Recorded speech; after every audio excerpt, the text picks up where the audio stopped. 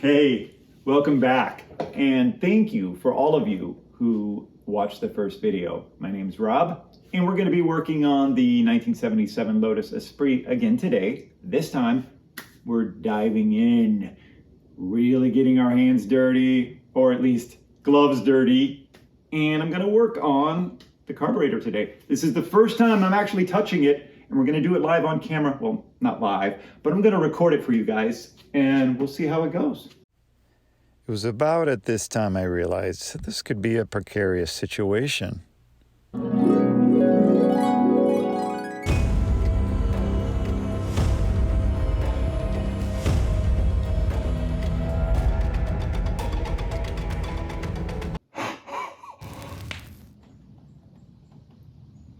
Yeah, maybe, let's not do that. How about some safety first?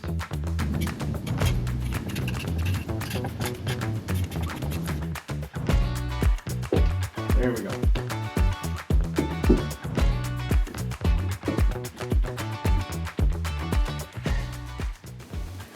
So here we go. I'm a little nervous. This is my very first time actually putting any kind of tool or instrument of any kind to this vehicle, and this is where it starts. It's where the rubber hits the road, so to speak. And so at first glance, the two carburetors. One thing to note, which is kind of different for me, it looks like this one has a hose coming out of it. I'm not sure what that is, and this one doesn't. So I'm making note of that when I'm putting this back together, but it looks pretty logical.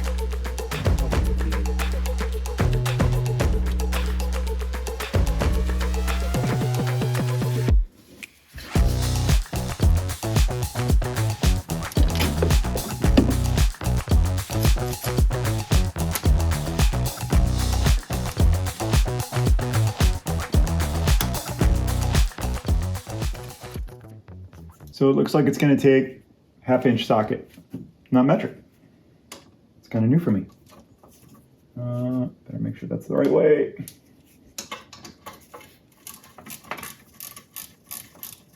This is so cool. I'm kind of excited, actually. Ooh, no stopping me now. All right. Okay, that's interesting. Put that over here. Whoops. Next cover. These seem to be pretty loose. That tells me somebody was in here at some point doing something. They were loose. Here we go. Just the air filter of some sort. Cool. Same thing. Although this missing one, that's unfortunate. All right, what do we got? Just a plate.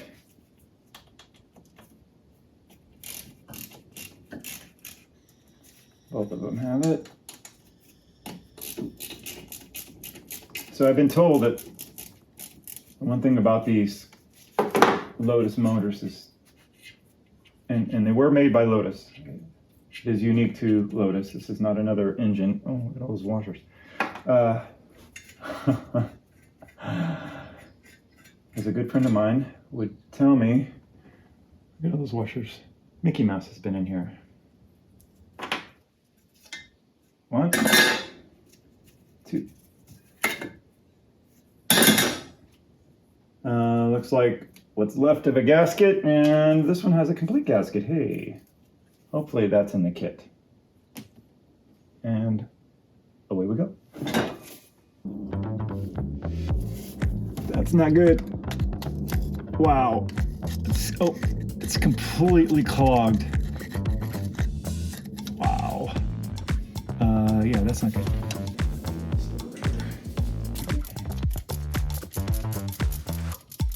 There, that's out of the way. That's what we're not.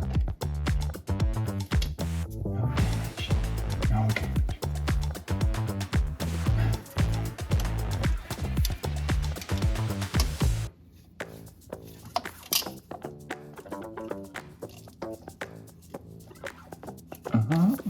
getting somewhere now.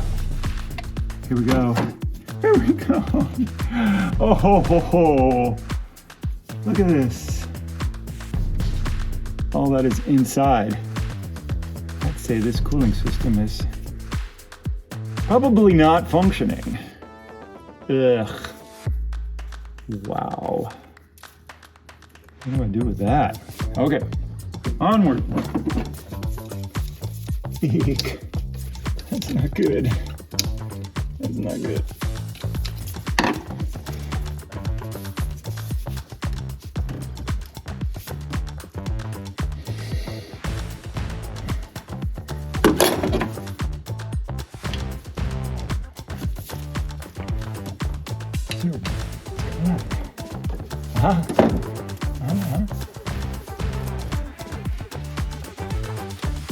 Oh, hey, we got one that's not clogged.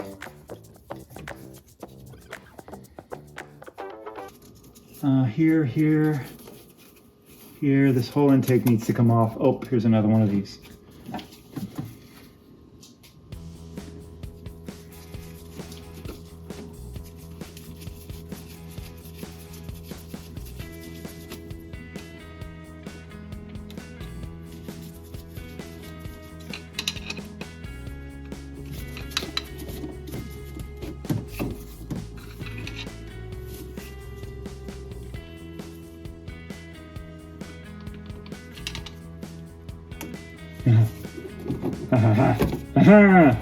Here we go. Bolt there. And not liking the looks of that, so.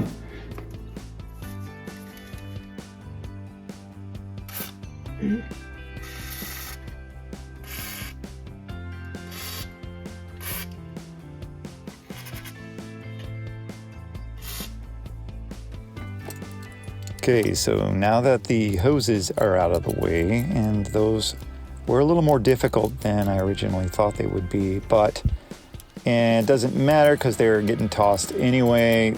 It all needs to be replaced. Now we're moving on to the intake bolts.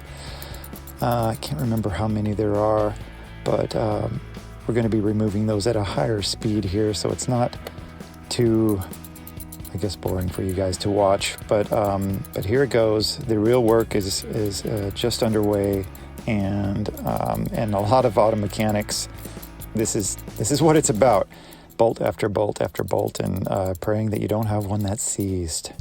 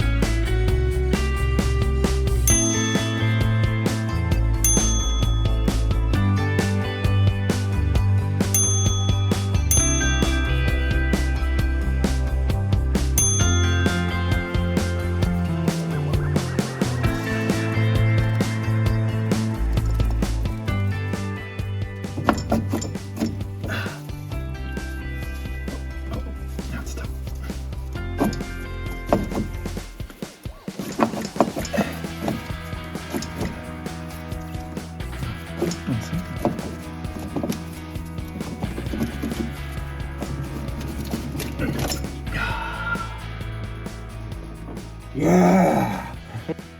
So as you can see, we've got the intake off. It was recommended that I take it all off, so a lot easier to work on, but this could be a problem. That's coolant. Looks like it's plugged up both of these channels, so yeah, not good. So there you have it. We have the intake and carburetors finally removed from the car, and I can start working on refreshing the carburetors. Of course, that will be on another video. But for now, this is the end of this one. Make sure to stay tuned so you can watch these guys getting rebuilt. That's going to be fun.